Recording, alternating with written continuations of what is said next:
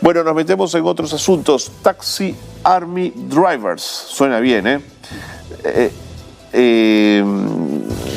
No voy a ir por ahí todavía. No voy a ir por ahí todavía. Porque tenemos otros temas de lo que ocuparnos. Estamos con el señor Luis Herrera, ex jefe de asesores del Ministerio del Interior, con quien vamos a conversar de varios temas esta mañana, entre ellos los del Ministerio Público. Luis, ¿cómo está? Bienvenido. Gracias por estar. Buenos días. Gracias por acompañarnos. Quiero empezar un poco por lo que estaba mencionando en relación al tema fiscal. Le decía a Luis Alberto Arias Minayas, que estuvo antes con nosotros en el programa, si yo pecaba de ingenuo al no imaginar que la corrupción había penetrado tanto en el Poder Judicial y en el Ministerio Público en particular. ¿He pecado de ingenuo? ¿Así era? ¿Así se sabía que estaba de podrido el Ministerio Público? Pero no peca de ingenuo, lo que usted está haciendo es una comprobación. Y otra comprobación, lamentablemente, que ratifica lo que los estudios ya vienen diciendo hace ya años atrás, que es que hay dos grandes amenazas para el país. Uno es la penetración del crimen organizado internacional y el dinero del delito. Y segundo es la corrupción. La corrupción a todo nivel, tanto en gobierno nacional, gobierno regional y gobiernos locales. Esos son estudios, investigaciones que se hacen no solamente aquí en el Perú, sino también en el extranjero. Y en el marco de esos estudios, la comprobación de lo que viene pasando en el Ministerio Público es la mayor comprobación de cómo no solo, la corrupción, sea económica o sea política, afecta a las bases del modelo democrático. Porque para nadie es un secreto, independientemente de la posición, vamos a decir, hasta ideológica que uno puede tener, que la base de cualquier modelo democrático es la confianza en el sistema de justicia. Y lo que hemos venido viendo en este espectáculo del Ministerio Público, donde uno no sabe realmente quién dice la verdad. Totalmente. ¿No? Y por el otro lado, porque acá hay que ver que la problemática del Ministerio Público es dos niveles. En el nivel más alto, donde vamos a decir está el pleito político, y en el nivel más bajo, donde está o la amenaza o la corrupción abierta, cuando se comienza a dejar libres a las bandas, ¿no? De personas que son detenidas con armamento y con demás cosas. Entonces, ¿qué vemos ahí? Vemos un sistema de justicia enmarcado, en este caso, en la actuación del Ministerio Público, inoperante, y que trae lo que siempre hemos discutido aquí, el fortalecimiento de la impunidad. O sea, ante tanto desmadre que existe en el sistema de justicia, los únicos que se fortalecen son los delincuentes y son los corruptos. Porque queda claro que a nadie le pasa nada. Que estamos discutiendo que si la asesora A, que si el asesor B, que si hubo esto, que si la fiscal A, que si la fiscal B, quién es más defensor de lo correcto, quién es más delincuente, y no estamos discutiendo el tema de fondo. Y el tema de fondo es la penetración del dinero del crimen organizado y de la delincuencia en todos los niveles del Estado, ¿no? Ese es el problema, y eso es lo que usted comentaba, negocios como, por ejemplo,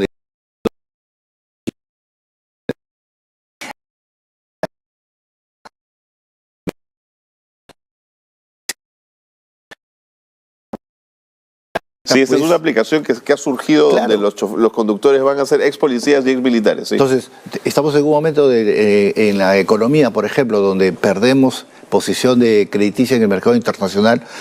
O sea, todo este desmadre que existe a nivel de justicia y a nivel de la política, ¿no? También se refleja a nivel de la sociedad, ¿no? Entonces, ¿quién va a venir a invertir cuando necesita tener un taxi prácticamente armado desde el aeropuerto hasta su hotel en Miraflores?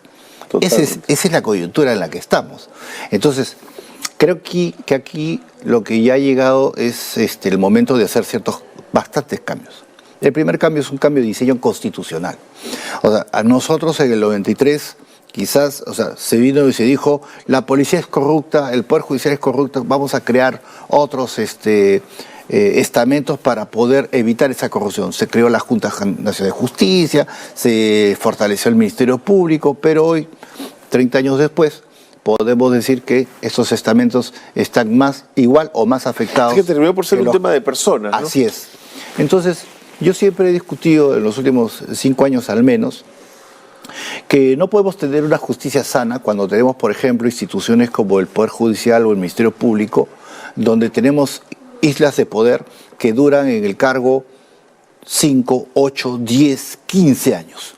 Y que además giran en el cargo. Es decir, claro. son supremos, llegan a presidente de la Corte o fiscal de la Nación, dejan de ser y regresan a ser supremos. Sí. Entonces, el poder gira entre ellos. Y la frase de la política utilizada siempre es que el poder absoluto corrompe absolutamente.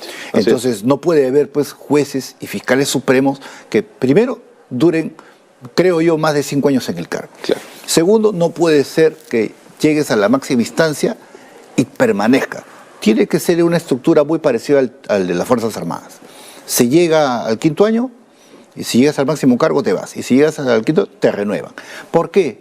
Para garantizar, ustedes seguramente y yo también conozco varios jueces provinciales, fiscales provinciales que tienen 20, 25 años de carrera y nunca pueden ascender. ¿Por qué? Porque las estructuras del Ministerio Público y del Poder Judicial están hechas de tal manera que finalmente tenemos provisionales, los traen de afuera. No hay carrera. Entonces, eso tiene que cambiar.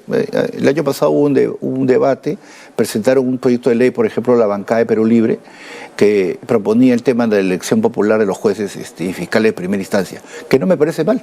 Ajá. O sea, lo que tenemos que plantear es la necesidad de que sea la propia institución en la que se ingrese, se haga carrera y se renueve. Servir era un poco eso, digamos, ¿no? Siempre hemos dicho que uno de los mayores fracasos de la gestión pública del Perú es servir. ¿Por qué? ¿Por qué, Luis? Porque servir tiene un gran rol. Servir se crea con un gran rol, un gran objetivo, que es el tema de alinear todos los diferentes regímenes que eran varios, laborales que existen en la gestión pública y establecer lo que se conoce como las escalas salariales. Ajá. Es decir, no puede decir, vamos a decir, que un asesor de un congresista que tiene 1 año de experiencia o menos gane más, por ejemplo, que un general de la policía que conduce 50.000 hombres. No puede ser, por ejemplo, que un asesor de un ministro gane más, por ejemplo, que el director de un colegio. Pero reconózcame que siempre esas equivalencias son difíciles de conseguir en el Estado, ¿no? Alguna vez hemos trabajado esos son los estudios que se conocen como los estudios de bandas salariales. Así es. Entonces, lo hemos hecho para diversos ministerios. Servir, su objetivo era hacerlo para todo el Estado. Claro. Pero ¿qué pasó? Servir, cuando comienza a trabajar, se mete en algo que no le correspondía. Se mete en hacer el tema de la metodología de procesos. Supuestamente uno hace procesos para dimensionar una entidad pública y achicarla, hacerla más eficiente, ¿no? Pero ¿qué es lo que hace Servir? Servir implementa una metodología de procesos que toma la foto de la entidad como está, ¿no? Y en función a cómo está, dice, vamos a mejorarla hacia adelante, ¿no? ¿Y cómo la vas a manejar hacia adelante si para poder, mejorar cualquier entidad pública, primero tienes que ajustarla, achicar los procesos, hacerlos más eficientes, lo cual trae menor cantidad de personal y mejoras salariales. Si tú no achicas la entidad, no estás mejorando nada. Y eso es lo que ha llevado que hoy no hay ninguna entidad que esté en fase 3. Ninguna ha mejorado. Pero fíjese que estuvo con nosotros Ana Pari, la jefa de Servir, que además la acaban de defenestrar del cargo, y ella ya tenía todo un cronograma para ir haciendo que cada una de las instituciones fuese entrando a un nuevo régimen laboral que iba a permitir reordenar la casa. Nos lo contó aquí, Luis. Sí, no, yo conozco a la señora Pari, la conozco desde hace muchos años, sé que es buena persona y que tiene ideas profesionales, pero lo que yo quería hacer, realmente Servir, nunca no se consiguió. No, Servir nunca ha tenido capacidad de hacer lo que dice. De pronto le faltan dientes a la ley de Servir, ¿no? Servir nunca ha tenido peso. CEPLAN nunca ha tenido peso. El CEPLAN para mí es fundamental. Pero claro, pero en el Perú estamos llenos de planes estratégicos. Pero es que hay que cumplirlos, pues. Ya, ¿y quién es el encargado? CEPLAN. Pero CEPLAN no tiene, pues, ni el peso ni los dientes para cumplir ningún plan estratégico. En ese sentido, y yendo a lo que estábamos discutiendo inicialmente, lo que pasa es que el Ministerio Público es el reflejo, la radiografía de la desgracia del sistema de justicia en el Perú. Sí. Y al estar en crisis el sistema de justicia en Perú, todo hacia arriba, está de acuerdo. Se pudre. Pues. Luis, me quedan 20 temas por conversar, pero vamos a tener que hacerlo en otra oportunidad, si usted me lo permite. No, claro que sí, pido disculpas por la demora, pero por favor. Me enfrenté al tráfico de Lima. Ese es otro caos. Sí, Gracias, Luis, por haber estado. Seguiremos conversando. Claro que sí. Gracias. Muy bien, Luis Herrera ha estado con nosotros, ex asesor del Ministerio del Interior.